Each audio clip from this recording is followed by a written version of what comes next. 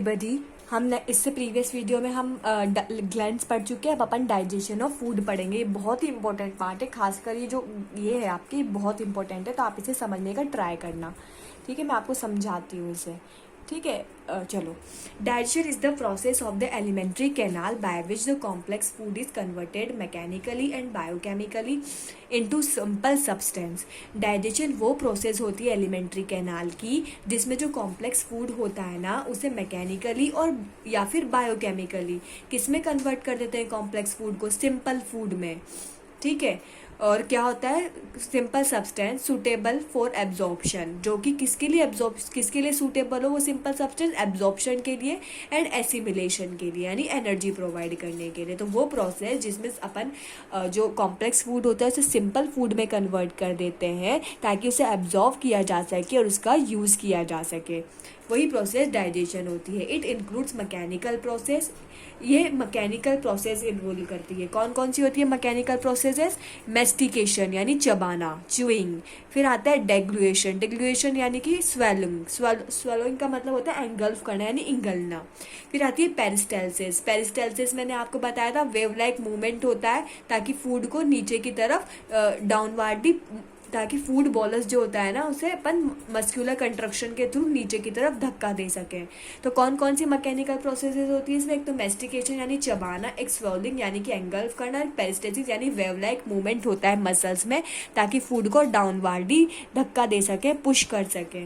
The digestive system changes our food both mechanically and chemically. Digestive system जो होता है हमारे फूड को मैकेनिकली भी चेंज करता है और केमिकली भी चेंज करता है इनटू अ फॉर्म, ऐसे फॉर्म में।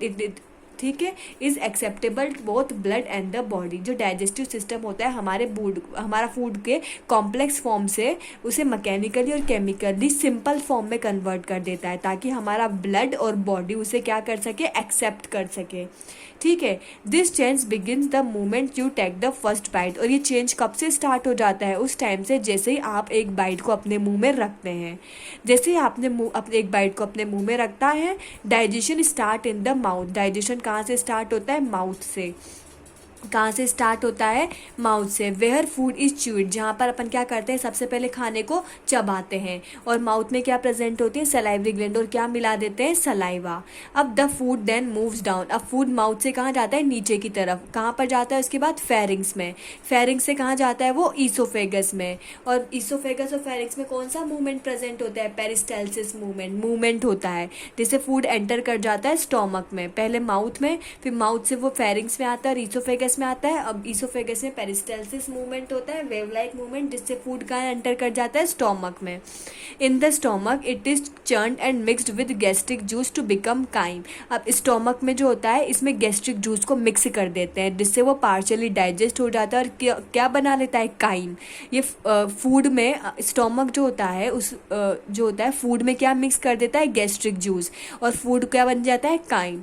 अब ये काइम जो होता है स्टोमक से कहाँ जाता है? डिओडिनम में। डिओडिनम क्या होता है? स्मॉल इंटेस्टाइन का फर्स्ट पार्ट होता है। ठीक है, अब अब डिओडिनम में जाने के बाद इसका फर्दर ब्रेकडाउन होता है केमिकली, और इसमें क्या मिक्स करते हैं? इंटेस्टाइनल जूस, बाइल जूस और पेनक्रियाटिक जूस। अब ये काइम स्टोमक से कहाँ जाता है? डिओडिनम यानी कि स्मॉल इंटेस्टाइन में। अब बचा हुआ डाइजेशन जो होता है फूड का स्मॉल इंटेस्टाइन यानी डिओडिनम में होता है। ठीक है, और उसमें क्या क्या मिक्स करते हैं? इंटेस्टाइनल जूस मिक्स करते हैं, बाइल मिक्स करते हैं और पेनक्रियाटिक जूस मिक्स करते हैं। ठीक है, आपने एक बात ध्यान दी होगी, स्टोमक में तो अपन क्या मिक्स करते हैं? गैस्ट्रिक जूस, और इंटेस्टाइन यानी डिओडिनम में अपन क्या क्या मिक्स करते हैं? बाइल जूस, पेनक्रियाटिक जूस और intestinal juice. The secretion prepare the food for all absorption course of small intestine. अब यहाँ पर सारा डाइजेशन हो जाता है। अब एब्जॉर्प्शन की प्रोसेस होती है लार्ज इंटेस्टाइन में।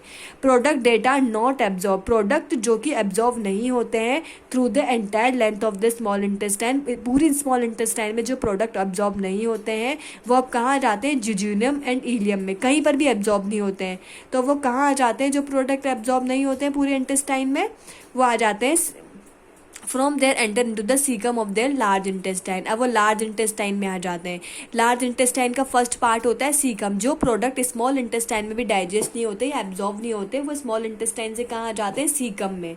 सीकम लार्ज इंटेस्टाइन का पार्ट होता है, ठीक है। देन टू असेंडिंग कॉलन, फिर असेंडिंग कॉलन में आ जाते हैं, फिर डिसेंडिंग कॉलन में आ जाते हैं, फिर सिग्मोइड कॉलन में, फिर वहाँ से वो रेक्टम में आ जाते हैं। कहाँ आ जाते हैं, रेक्टम में। और रेक्टम से उन्हें एनस के थ्रू अपन बाहर निकाल देते हैं। सबसे पहले माउथ में आते हैं, माउथ से बाद कहाँ आते हैं, फेरिंग्स में, फेरिंग्स के बाद ईसोफेगस में, और ईसोफेगस में पेरिस्टाल्सिस मूवमेंट होता है जिससे वो कहाँ जाते हैं, स्टोमक में।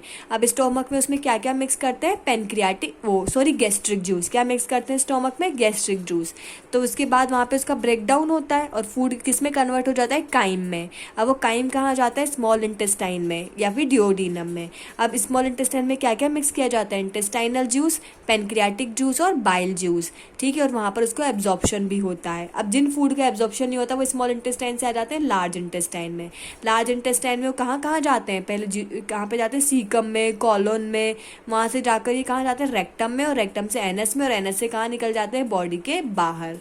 अब एक बार इस डायग्राम से इस प्रोसेस को समझ लेते हैं अपन। एंजाइम, यहाँ पर आपके एंजाइम लिखे हुए, ध्यान से देखना, यहाँ पर आपके एंजाइम्स के नाम लिखे, ठीक है। यहाँ पर तो आपको लिखा है कि फूड कौन से पार्ट में प्रेजेंट है, ये साइट ऑफ एक्शन है, यानी कि फूड कौन से पार्ट में प्रेजेंट है। और यहाँ पर वो लिखा है कि कौन से पार्ट में कौन सा एंजाइम मिक्स होता है, और उस एंजाइम में मतलब कौन कौन से जूस मिक्स होते हैं, और उन जूसेस में कौन कौन से एंजाइम होते हैं वो यहाँ पर लिखा है। और यहाँ पर रिएक्शन लिखी है, यानी कि कौन से पार्ट में कौन सा फूड कन्वर्ट होता है, ठीक है। सबसे पहले हमने खाना खाया, खाना खाते ही फूड कहाँ पे आया, माउथ में। क्या आया, माउथ में। अब माउथ में क्या प्रेजेंट होती है, आपके सलाइवरी ग्लैंड। तो सलाइवरी ग्लैंड माउथ में क्या मिलाएगी, सलाइवा। सबसे पहले आया फूड माउथ में, माउथ में फूड में क्या मिलाया, सलाइवा। सलाइवा में कौन सा एंजाइम प्रेजेंट होता है बेटा, सलाइवरी एमाइलेज। ये कहाँ हो रही है, देखो ये माउथ में हो रही है, लिखा हुआ है यहाँ पे। आप माउथ में हो अभी, माउथ में क्या प्रेजेंट होती है, सलाइवरी ग्लैंड जो क्या मिलाती है, सलाइवा। और सलाइवा में कौन सा एंजाइम होता है, सलाइवरी एमाइलेज एंजाइम। और ये एंजाइम क्या काम करता है, स्टार्च को किस में कन्वर्ट करता है, माल्टोज में। सलाइवरी एमाइलेज स्टार्च को माल्टोज में कन्वर्ट करता है, ये याद करना है। फिर उसके बाद फूड माउथ के बाद कहाँ आ जाता है बेटा, स्टोमक में। उसके बाद फूड वैसे आपके पहले तो फेरिंग्स में आएगा, फिर ईसोफेगस में आएगा, लेकिन फेरिंग्स और ईसोफेगस में डाइजेशन नहीं होता और वहाँ कुछ मिक्स भी नहीं होता ना, तो उसका अपन नाम नहीं लिख रहे, ठीक है। तो पहले फेरिंग्स में आया, फिर ईसोफेगस में है, फिर ईसोफेगस से वो कहाँ आ गया, स्टोमक में। अब स्टोमक में अभी मैंने बताया था क्या मिक्स करते हैं अपन, गैस्ट्रिक जूस। स्टोमक में क्या मिक्स करते हैं, गैस्ट्रिक जूस। और गैस्ट्रिक जूस में कौन कौन से एंजाइम होते हैं, पेप्सिन एंजाइम, रेनिन एंजाइम और गैस्ट्रिक लाइपेज एंजाइम। ये आपको याद करना है। ये माउथ में तो अपन मिक्स करते हैं सलाइवा, वहाँ होता है सलाइवरी एंजाइम। फिर वहाँ से वो ईसोफेगस में आता है, ईसोफेगस से स्टोमक में। स्टोमक में अपन क्या मिक्स करते हैं, गैस्ट्रिक जूस। और गैस्ट्रिक जूस में कौन से एंजाइम होते हैं, पेप्सिन, रेनिन और गैस्ट्रिक लाइपेज। यहाँ पर तो स्टार्च को माल्टोज में कन्वर्ट होने का काम करता है। ये पेप्सिन एंजाइम क्या करता है, प्रोटीन को प्रोटीएज और पेप्टाइडेज में कन्वर्ट करता है, ये याद करने हैं। रेनिन एंजाइम क्या काम करता है, प्रोनिन को रेनिन में और फिर पैराकेसिन में कन्वर्ट करता है, और मिल्क कैसिन को भी पैराकेसिन में कन्वर्ट करता है। कौन सा, रेनिन। रेनिन नाम से पता चल रहा है, रेनिन क्या करता है, प्रोरेनिन को रेनिन में कन्वर्ट करता है। फिर lipase enzyme, lipase enzyme fat जितने भी होते हैं ना उनको लाइपेज एंजाइम ट्राइग्लिसराइड और ड्राइग्लिसराइड में कन्वर्ट करता है। आ गई बात में, फैट जितने भी होते हैं उनको कन्वर्ट करता है कौन, लाइपेज एंजाइम। तब फूड स्टोमक में किस में कन्वर्ट हो जाता है, काइम में। अब एक काइम कहाँ जाता है, स्टोमक से बाद फूड कहाँ आ गया, स्मॉल इंटेस्टाइन में। कहाँ आ गया, स्मॉल इंटेस्टाइन में। स्मॉल इंटेस्टाइन में क्या क्या मिलाया जाता है उसमें, स्मॉल इंटेस्टाइन में एक तो पेनक्रियाटिक जूस मिलाते हैं अपन और एक इंटेस्टाइनल जूस मिलाते हैं। तो पहले अपन पेनक्रियाटिक जूस का देखते हैं। पेनक्रियाटिक जूस में कौन कौन से एंजाइम होते हैं, pancreatic enzyme, trypsin enzyme, chymotrypsin, carboxypeptidase. बेटा ये बहुत ज़रूरी है याद करना, बहुत ज़रूरी है, डाइजेशन की प्रोसेस बहुत इंपॉर्टेंट है आपके लिए। Pancreatic lipase, deoxyribonuclease, ribonuclease. हो सकता है आपको एक दो याद नहीं भी रहे, पर जितने हो आप कोशिश करना याद करने की। तो इसमें ये सारे एंजाइम प्रेजेंट होते हैं। ये एंजाइम, ये वाला एंजाइम तो स्टार्च को डाइसेकेराइड में कन्वर्ट करता है, ट्रिप्सिन प्रोटीन को पेप्टिडेज में, काइमोट्रिप्सिन प्रोटीन को पेप्टाइडेज में, कार्बोक्सीपेप्टाइड। तो ये सारे कन्वर्ट करने का काम करते हैं, जो बेटा आपको याद करना है। इसे मैं समझाऊँ क्या आपको, बताओ, ये तो आपको याद करना ही पड़ेगा कि कौन सा किस में कन्वर्ट हो रहा है। ठीक है। तो स्मॉल इंटेस्टाइन में अपन ने पेनक्रियाटिक जूस मिला दिया। इसके अलावा स्मॉल इंटेस्टाइन में आपके इंटेस्टाइनल जूस भी तो मिलाते हैं। ये आपके मिला है स्मॉल इंटेस्टाइन में कौन सा जूस, इंटेस्टाइनल जूस। और इंटेस्टाइनल जूस में कौन कौन से एंजाइम होते हैं, एंट्रोकाइनेज, डाइपेप्टाइडेज, डाइसेकेराइडेज, ये सारे एंजाइम इसे प्रेजेंट होते हैं। और ये सारे एंजाइम क्या काम करते हैं, जैसे ये इसको इसमें कन्वर्ट करता है, ये इसको इसमें कन्वर्ट करता है।